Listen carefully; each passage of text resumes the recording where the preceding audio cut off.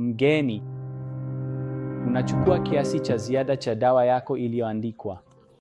Sio tu dawa iliyoandikwa, inaweza kuwa kiasi cha ziada cha dawa yako ya dukani.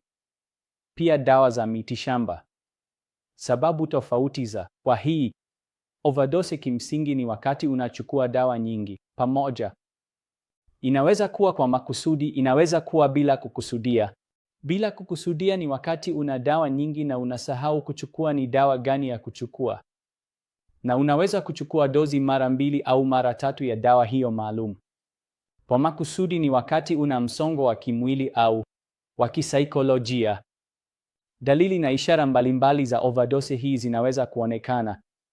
Inaweza kuwa kichefuchefu, inaweza kuwa kutapika, inaweza kuwa kuhara, inaweza kuwa mpigo wa moyo usio wa kawaida, inaweza kuwa ugumu wa kupumua. Wakati mwingine unaweza kuwa na mara moja.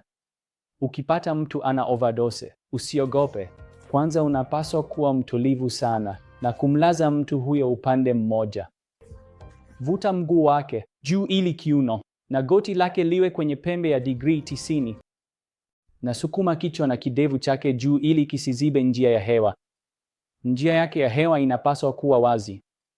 Angalia upumuaji wake, angalia mpigo wa moyo wake, kiwango cha mpigo wa moyo.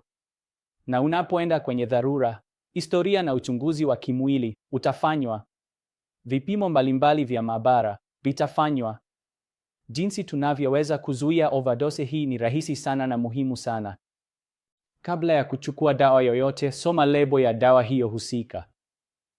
Ikiwa una overdose wakati wowote, tafadhali mwambie daktari wako. Inaweza kuwa ni kwa sababu ya dawa zinazofanana kwa sura au sauti. Dawa ambazo zinafanana lebo zao. Anaweza kukupatia mbadala.